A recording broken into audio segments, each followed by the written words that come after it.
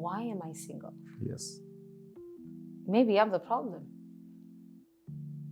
Do you think you're the problem? No, I'm just joking. I don't know why I'm single. That's such a very broad question. I don't know why I'm single. What do you think are the problems with dating at this age? Relationships are an economy. Mm-hmm. It's a give and take situation. It is true. And people don't realize that when you love someone, even as a man, you love them for what they can give. So I still don't think then money should be the ultimate, but I think everyone wants some kind of security. And women also, one thing they value is also that financial security. Are you able to take care of me, or are you also able to take care of the family that we are going to have? The guys that say this are the ones that cheat with women that have curves. Let me tell you why people are divorcing. Yeah. You're not marrying your type, you're marrying for your family. If you wake up and you say, I like them like this, like this, like this, like this, and your family says, but this one we don't like, you people cancel. And you marry who? The one they like. And then you cheat with who? Your type. Shine, your light has come. Today is your day to soar. Prepare your heart and raise your voice. What are you waiting for? The old has gone, the new has come. Yes, we are born anew. The love and wealth he had restored cleanses the soul the more. Ladies and gentlemen, welcome to yet another good episode of the Love, Life and God podcast with Onward Gibson. And I'm excited because I know that you are always excited to get another episode from your favorite podcast. And still, 50% of the people that watch this podcast are not subscribed. So I'm kindly asking you to subscribe to our channel so that the more numbers we have, the more we are able to make sure that we bring you more guests that you are suggesting. And I want to thank everybody who's reaching out to us, appreciating the podcast, but also even suggesting guests, suggesting topics. So be sure that if you have any question or any suggestion, you just hit our comment section so that we can also see how to make this podcast better for you. I'm so super excited today. In the studio, I have someone who is bubbly and lovely, a sister that I've met and tried to invite to the podcast. But I'm excited that today we are together in the studio and we're about to, have a very important but also very interesting conversation. I have Noxy in the studio. Yay, I made it. I don't have the people. Listen, it's okay. I was going to do that myself. Thank you. Thank you for coming. No, thank you for inviting me. You make it look like you invited me a million times and I didn't show up. No. It was just once. Yeah. And you accepted. There you go. And then you had things to do. But I'm so glad. I'm so glad. I reach out to a lot of people. There are a lot of people that I love and that I follow. And, you don't get the response that you want to get. And it's special when you reach out to someone and they're like, all right, we can do this. Thank you. So thank you so much. You said we have an interesting topic. I'm very curious to understand, to know what we're talking No, about. let's You take it slow. me. Take it slow. Who are you? Wow. That's a very broad question. Yes. And I understand maybe for... There's many factors to people. Yes, I get it. So career-wise, I'm a radio TV personality. Right. As an individual, I am a daughter. Yes. Yes. One day it will be wife and mother. For now, it's a daughter. We can't wait. And yeah, overall, I'm a child of God. That's interesting. The first time that I saw you, it was many years ago. You will not remember, but you were part of a gospel music group. Oh yes, Vocalex. Yes. Yes. From Lawaya. Yep. And I thought, I think we're going to talk about that a bit because that was, I think for me, a very exciting part of your story that I relate to, which I really loved. Were you a musician once? Yeah, I was. That time I was leading a group that was called Royal Family Choir in Mashingo, which we were doing with. Don't know if you remember. Welly.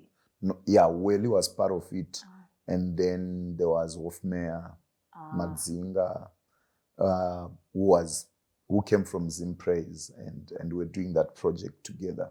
Okay. And that time when I still do follow music, I also manage some gospel artists as well, big names. So I follow, that a lot. And I'm a pastor, obviously. So yeah, it's part of what we do every day. So there's something that you do that I love, and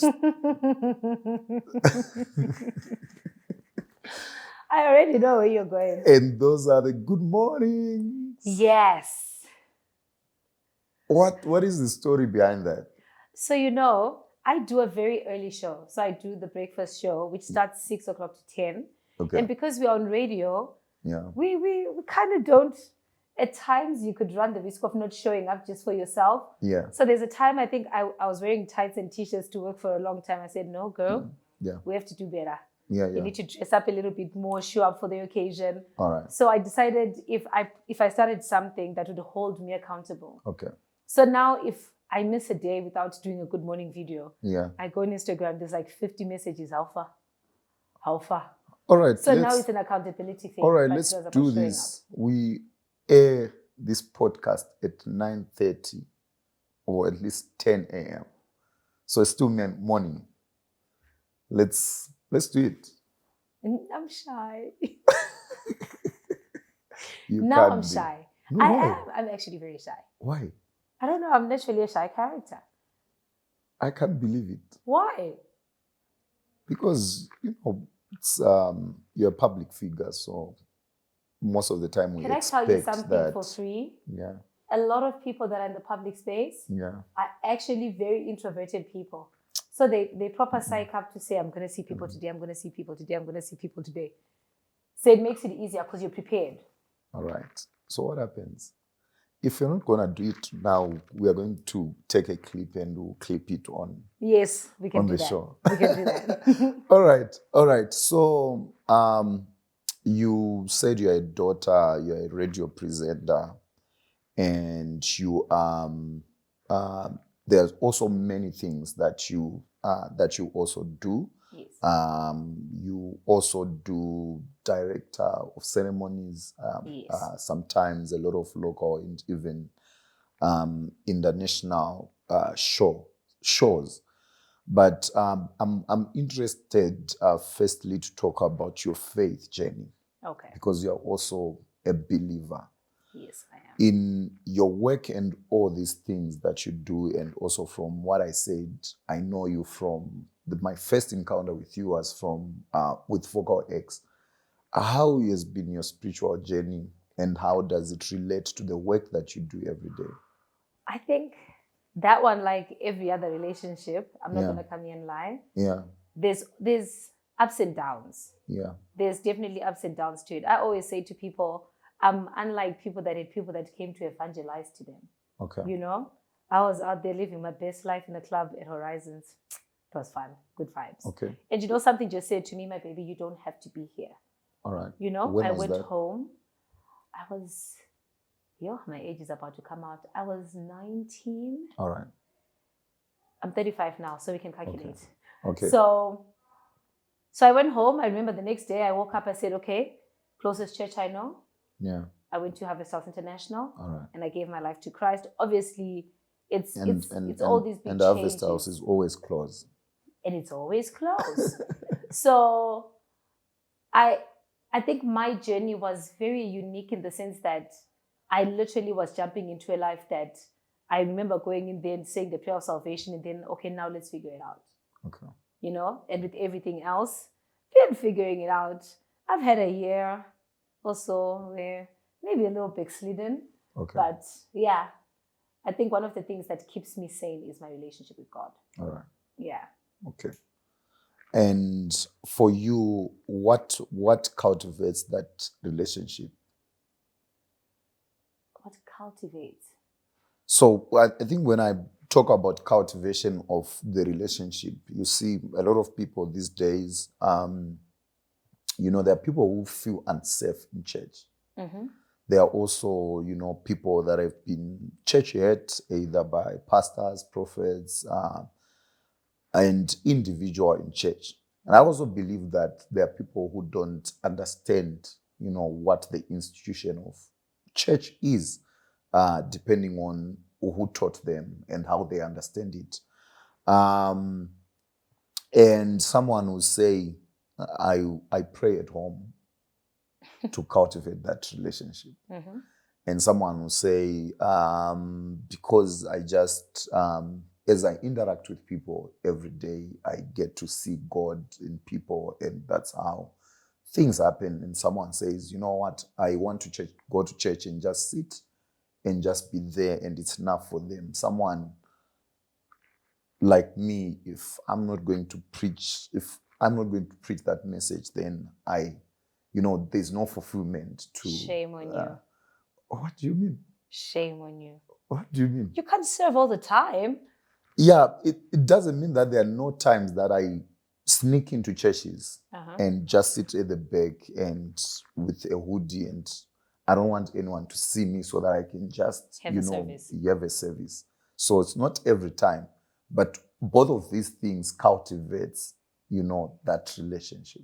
Mm-hmm. So what's your definition? I think for me, one of the things I learned earlier was it's a personal relationship. Okay. So I understand that people go through church hurt, but the biggest lesson in life is to understand your relationship with God. Yeah.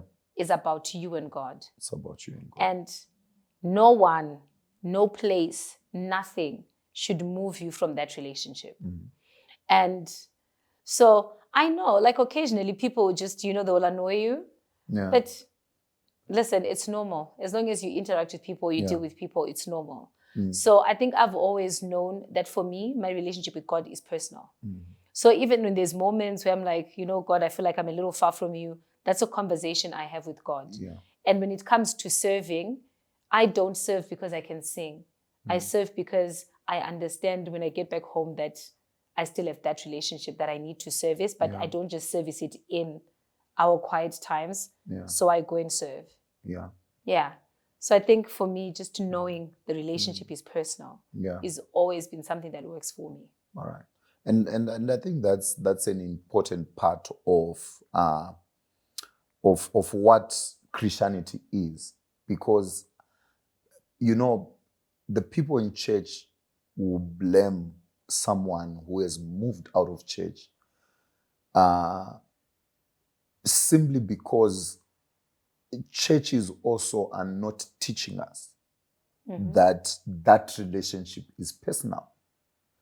And when people then realize it's personal, sometimes also then they are not taught the importance of that community and the importance of that, serving.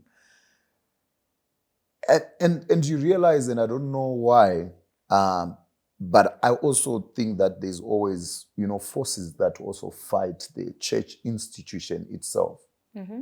Because if you are by it, you look for another bar. That's true. If it's expensive there, you look for a cheaper one. Mm-hmm. I was saying this in church and says, were saying, I don't go to church because these prophets are doing one-on-ones. And I said, if you're going to order something online, probably you need to pay for delivery.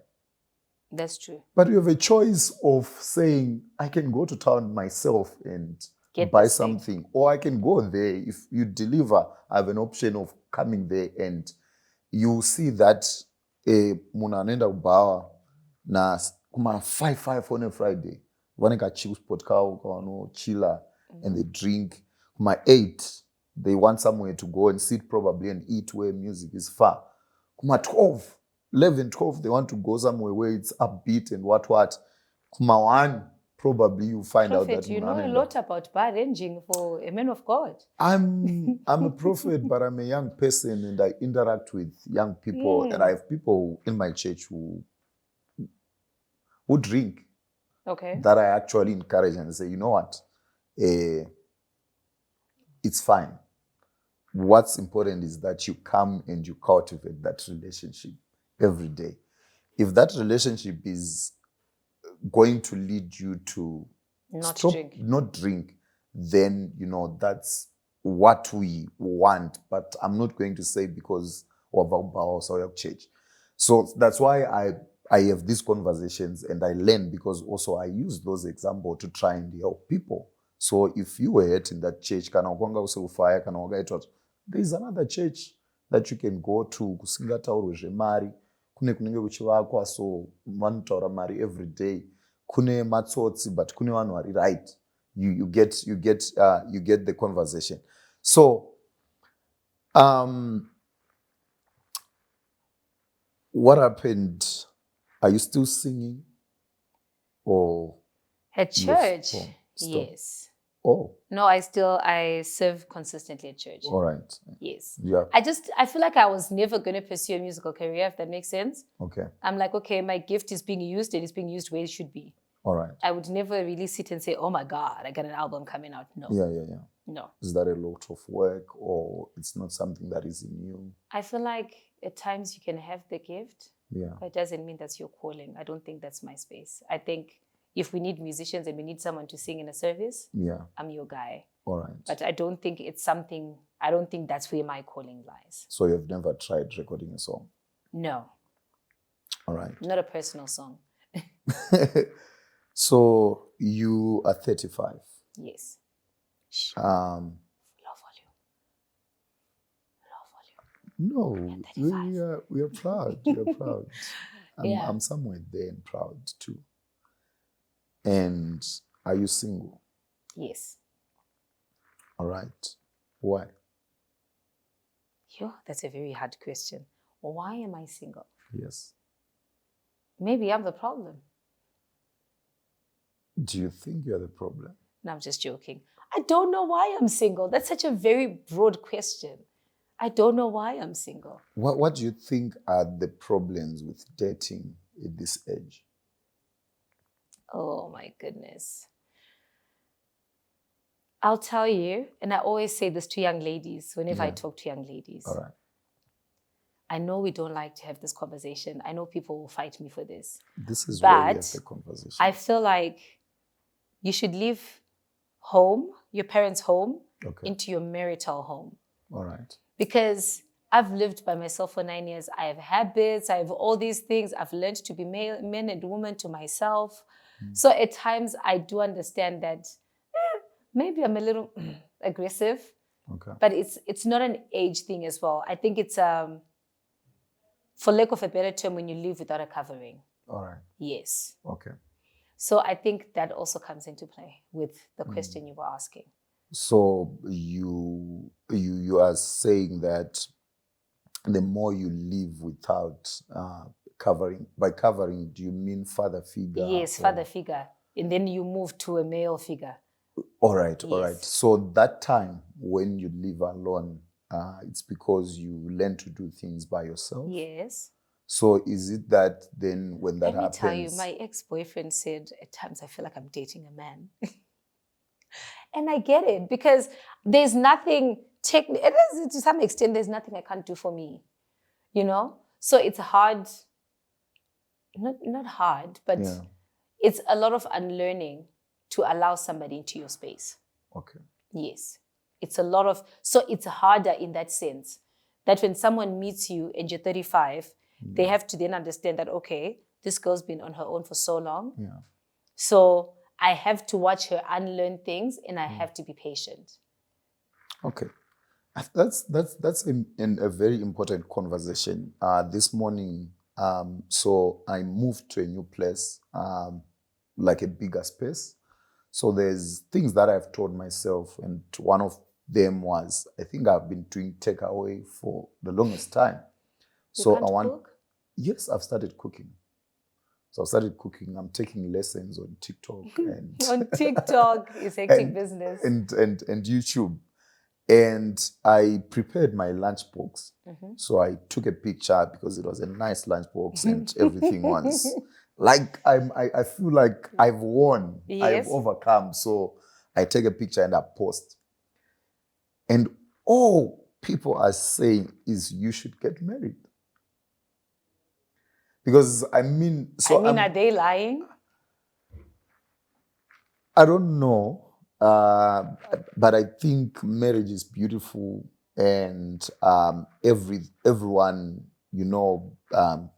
probably needs to get married. And I think our society and our community values it so much.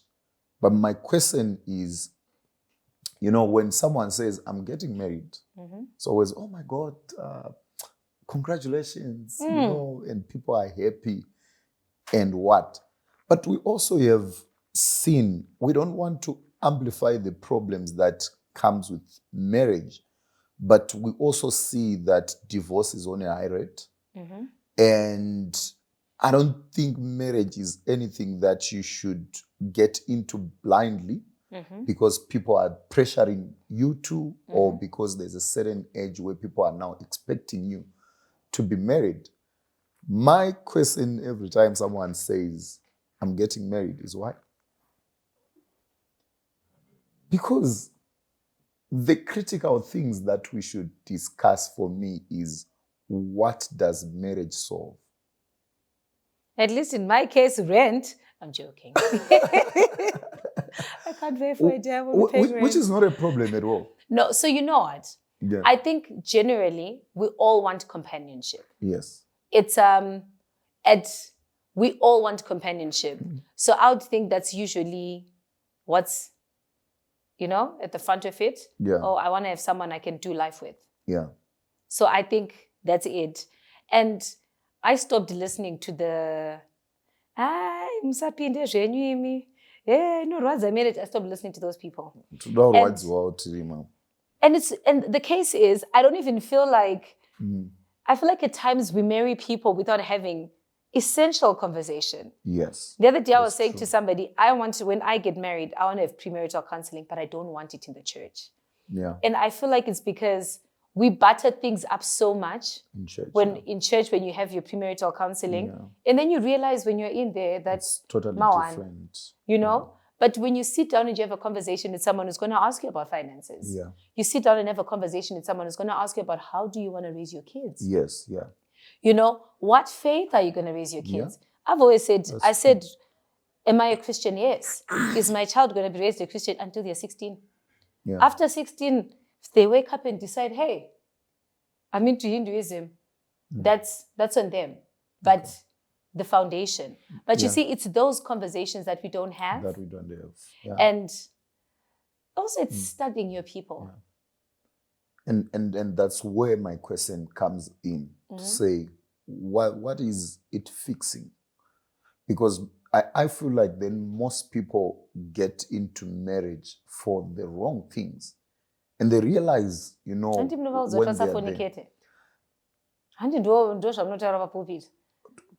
so some of them are getting in it because they are not fornicating, and then they're like, the answer to my problem, solving a problem. Does fornicating then solve any problem? It doesn't, but at least you have less people getting divorced. But I'm not advocating for fornication. But I think what you're saying is important, is people don't actually have the right conversations. So it's goosebumps. I mean, our age, there are things that no longer matter. What are those things? I don't think I'm moved by curves as the ultimate reason why So I here's my should problem. get someone. The men then Because cheat. at some point, The guys that say this are the ones that cheat with women that have curves. Let me tell you why people are divorcing. yeah, You're not marrying your type. You're marrying for your family. If you wake up and you say, I like them like this, like this, like this, like this, and your family says, but this one we don't like, you people cancel. And you marry who? The one they like. And then you cheat with who? Your type. that's very true. And I concur. No one should marry for anyone except themselves. What I'm saying is that there are things that people marry for, and for them it's ultimate. Like it's number one on the list. What's the number one on your list? Maybe your wife is watching. Now let's help you. Helping me is a big word. I think for me, kindness is number one on the list.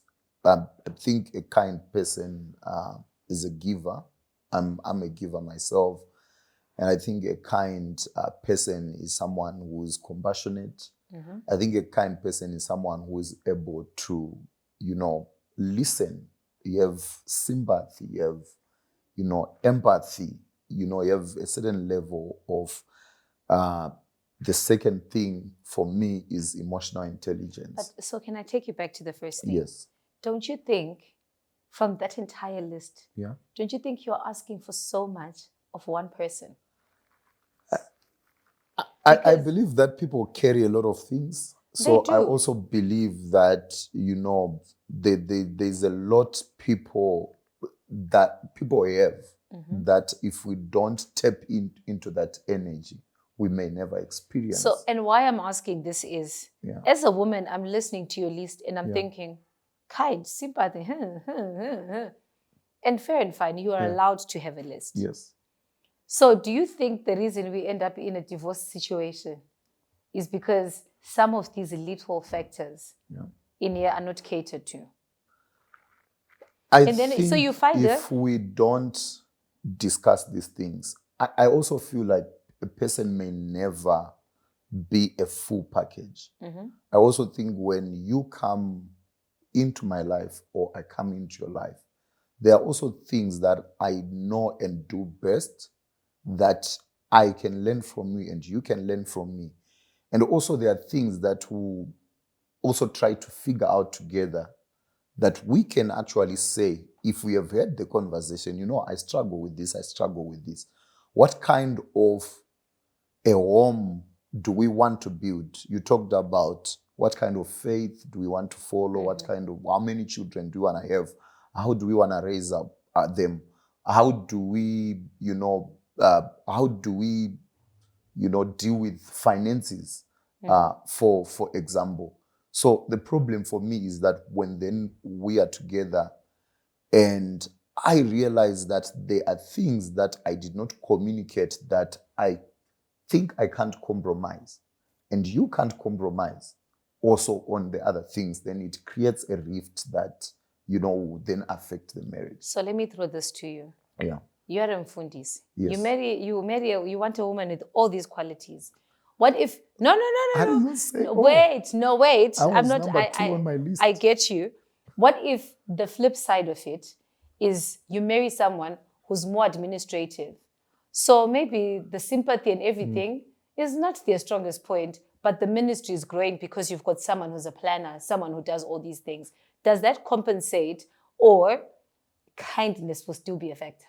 No, when we look at what you're talking about, for me, I think it's on a different level. I think there are then 2 levels to how we want to relate. How do we relate at a personal level, the 2 of us? Then if we have community, like I'm a pastor, then my life then is centered around the community that I serve. Then there is also then, that layer. For example, I don't want someone who has a calling to preach. Because I feel like if someone is going to come to my life, they should be taking care of me. And I should be taking care of them. And I'm telling you. Why? Because I've You can also both be seen, giants in your space. No, no, not for me. Not for me. When you talk about administrative, Terrible. do you want to run away? I When can't you believe talk this. about administrative background, that's okay. Looking cute and sitting there and supporting me, for me, that's fine.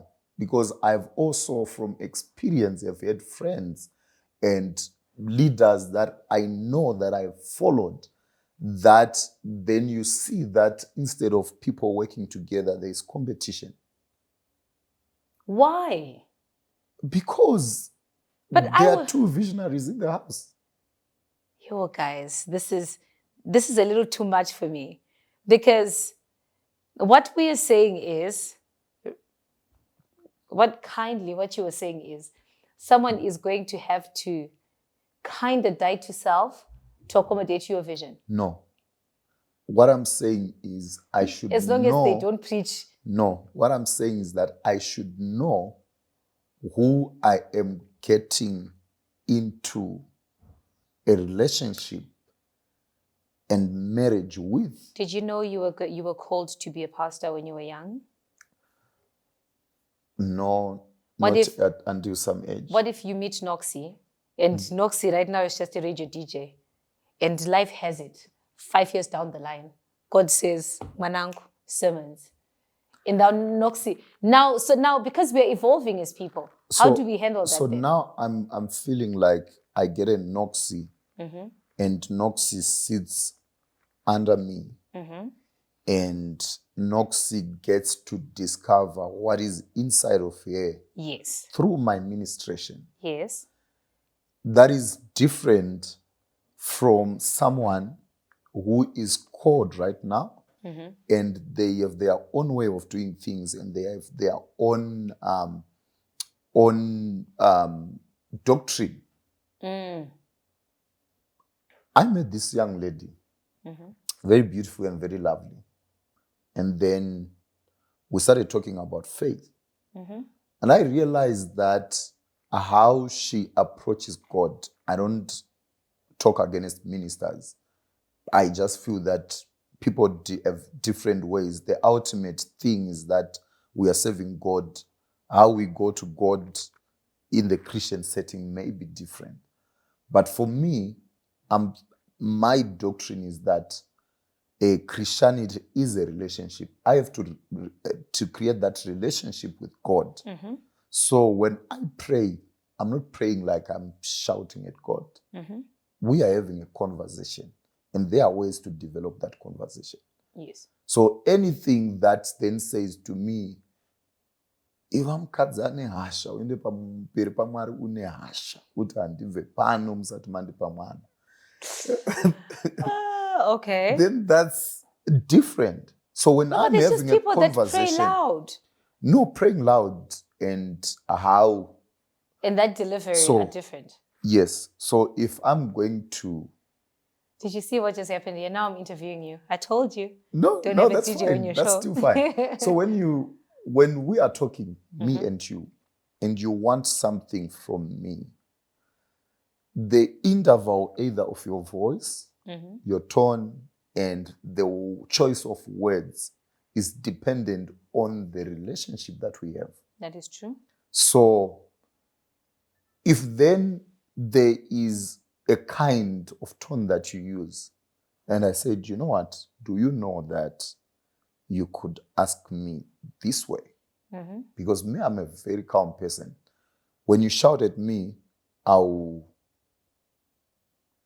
get quiet, I will listen, and until you finish, then I'll respond to you.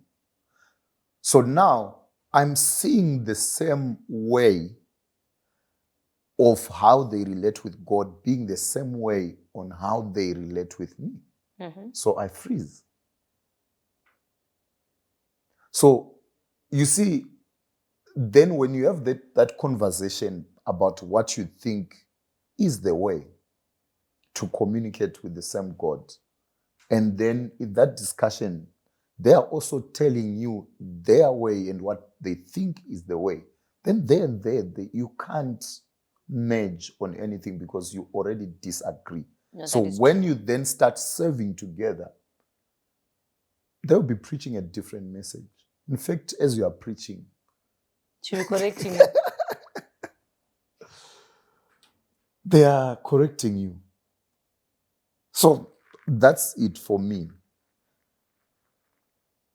And for you, you asked me about what are the important things that I consider. What are the important things that you consider? You? I think it's unfortunate you said this, but kind is also a thing for me. I always say to people, I'm going to rub you off the wrong way. It's inevitable. Yeah. How you handle that matters to me. Okay. So kind people have a way of understanding and stepping into somebody else's shoes or taking a step back to say, okay, I'm going to handle it this way. So I think a kind person, definitely. Yeah. I want somebody who loves God. All right. And when I say love God, I'm not talking about someone who says, oh, I love God from home. Yeah. No. Yeah. I want someone, I feel like if you can serve a God you cannot see, you can love somebody you are with, who's around Where's you. that? Don't worry, I got this. So I think for me, serving is a big thing. Yeah. Because if you can commit to that, and there's something about spending time in the presence of God that just helps you. There's something about being in God's presence that helps you carry yourself in terms of interaction with people differently. Yeah. Because like what you were talking about, that church hurt and everything, when you serve or you spend a lot of time around all these different people. Yeah.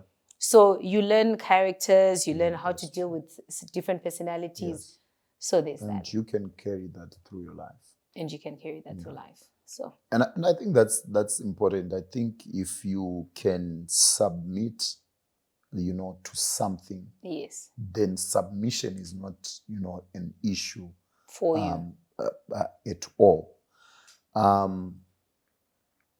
Would you envision yourself becoming a home wife? A home wife? No. All right. No. No. The Lord would not even do that to me. No.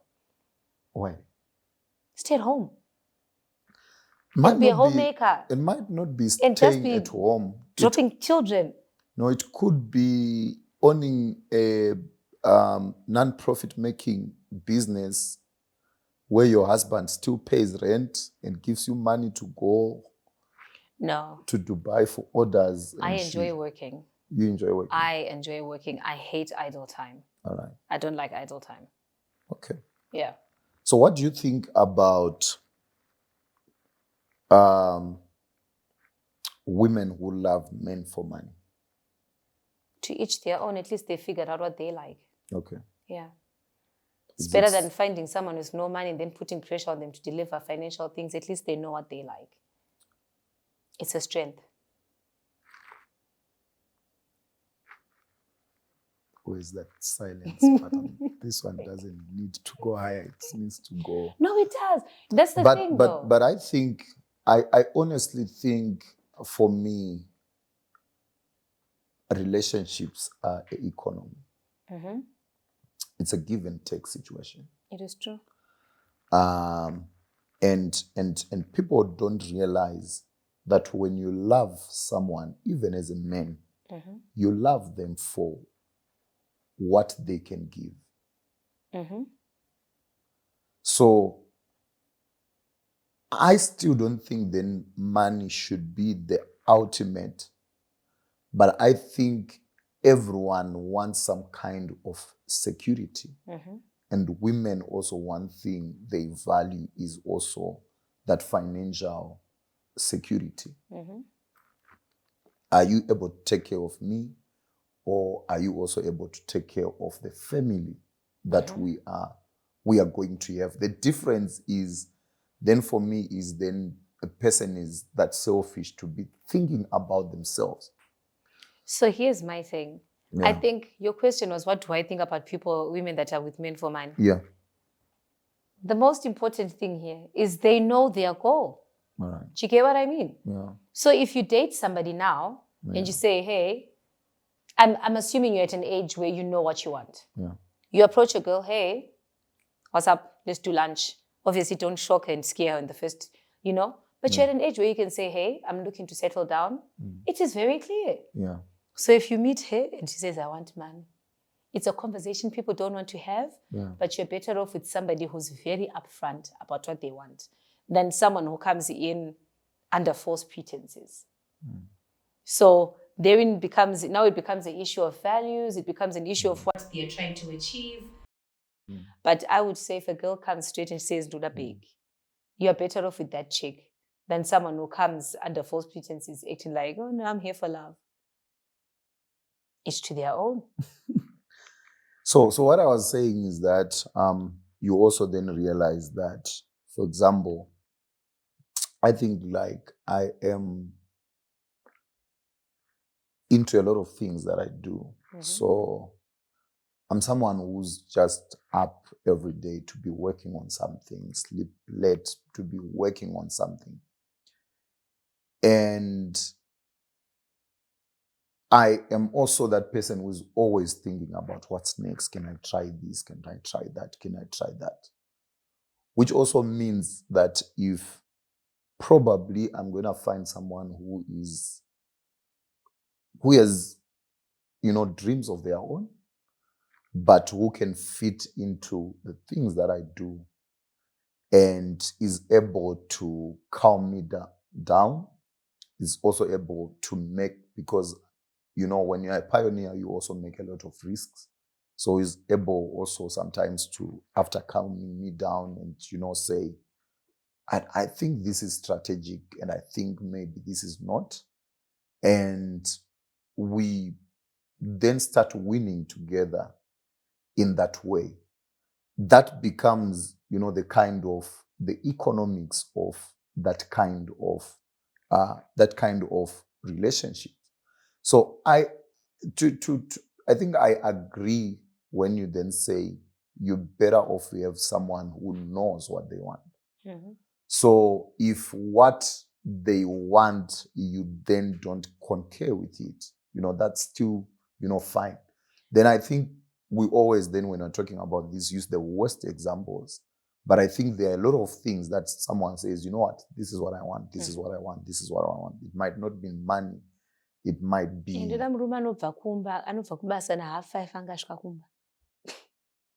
Actually, sorry. As you were speaking, I realized why I'm not married. Because you said, I want someone who, yes, has their dreams, but they have to fit into mine. That was a little too much for me. Okay. Because I'm like, I'm my own person too. I would like to, have my own dreams that maybe are not too attached to you. Yeah. So as you were speaking, I said, Father God, this is why. Father God, I said, this is why. Because because for me, I think that's the give and take situation. Like I'm feeling like the giving is going to be a bit hard for me. No, it's not. Because remember, I say someone with their own dream, aspirations. No, you said it but was then okay. There is then what is ours. And obviously there could be what's mine that you can't even fit in. Yes. So, because I think, Noxy, what keeps us going in relationships and marriages is also sometimes the things that we are winning together. And we can say, I was talking to a guy who wants to marry a certain young lady, but he wants to have a prenup. So he feels like he has worked so much and accumulated so much. And his fear is probably if the marriage fails, this girl is going to walk out with half of the things that What did she you is say not. to him? I think I understood him, where he was coming from, Mm-hmm. but I also wanted him to understand that he shouldn't get into the marriage if his feelings are around, this will fail Okay, and because I'm going to lose. the conversation with me wasn't going to go anywhere. I was just going to say, then don't marry this girl. That we're not even going to discuss a lot of things. If you're going to sit down and start discussing, oh, I've worked so hard, I've accumulated this, don't do it. Just live with your money and your things. But you realize it's one of those conversations that people don't have. And I think if you feel like the marriage is going to fail, you shouldn't get into it in the first place. Especially at the beginning. Yeah. Yes. But I also feel like we both need to be safe. Mm-hmm. When divorce then happens, no one has been looking forward to it. Mm-hmm. And this is not divorce. Maybe it's death. Mm-hmm. I want to make sure that you know how safe you are going to be Mm-hmm. if anything of a sort What happened to me? would happen to me or even to you. Because vanhu vakawanda vekuti someone unfortunately, maybe dies. And then the parents of the guy are going to claim things that they're not even there. Like takuda mombe izvezvi munhu. But you already knew the guy didn't have anything. Mm. Or maybe as we were together, maybe both of us had a lot of spending habits. I know someone who was funding trips for the wife and the friends. Mm-hmm. But when something unfortunate happened, this guy did not have anything. Ooh. But it was the person who was spending everything. Anyway, we don't have enough time to discuss all the things that we can talk about. My last question to you is, how do you handle the external pressure of people, family, and people that you value, pressuring you for marriage? I get that a lot. And how do you then go by your day? Because the honest truth is that one day you get into their house, you're tired, and you just wish there had been someone to talk to, or someone who would have done one or two, things from the house. I travel a lot, so I could be coming Sunday for church, which means I fly in the morning and I fly out in the evening, and that can be for the next 5 weeks, which means I could carry this bag, come and pack, and go and come and pack. The day that I come back, I have 4 bags that are unpacked, and I'm just thinking, okay, their job would not be unpacking, but I could have walked into a better home. Well, I think I'm very blessed. I do not come from a family like that. Okay. Yes. I don't think No. I don't think we have that when are you getting married conversation. Okay. No. I think I last had it when I was maybe 27. Maybe, unless they've given up. Okay. Because right now we're not having that conversation. All right. So I think it always just like pops up. Yeah. Like with random people, but never anybody close to me or family. No. All right. Yeah, it's just people that will meet you and be like, oh, are you married now? And you're like, no. They're like, why? But it's like random people that don't know me, so that's fine. All right. So what is your last question to me? Since you wanted to play the interviewer. No, today it's fine. I have no questions. You've shocked me enough for one day. What does that mean? You've shocked me enough for one day. I said I'm going to go home and introspect and realize, guys, men want us to really kill a lot of our dreams for their lives. So it's fine. So the one of the things that we also cannot deny is, the cultural aspect of everything, and also then the responsibilities. I also feel that at some point there are things that we may want to protect, that when the responsibility of being a mother and a wife kicks in, some of those things will eventually probably lose them. I was talking to a young couple that was saying the guy didn't want the girl to go clubbing, but he found a clubbing. He's a Christian guy, and now she's saying, no, but this is so why do you want me to change right now? So my question to you was just, so when do you think this is going to stop, if ever? That was just an open question. So let me tell you, my thing is, you know how that statement where people say people change for people they love? She's not there yet. Because there's certain things that a person wouldn't have to ask you. Yeah. If you know how they feel about clubbing, it would never be a conversation. Yeah. So, like everything else, I always say to people, let life play itself out. Yeah. Because a time will come where she will say, Sunday morning we're going to church and my eyes are red or I'm smelling of whiskey. Yeah. And that's a change she has to make on her own. But as men and women, we also shouldn't take away the fact that we activate certain things in each other, whether good or bad. Yeah. If I come into your life, there's certain things I will trigger in you.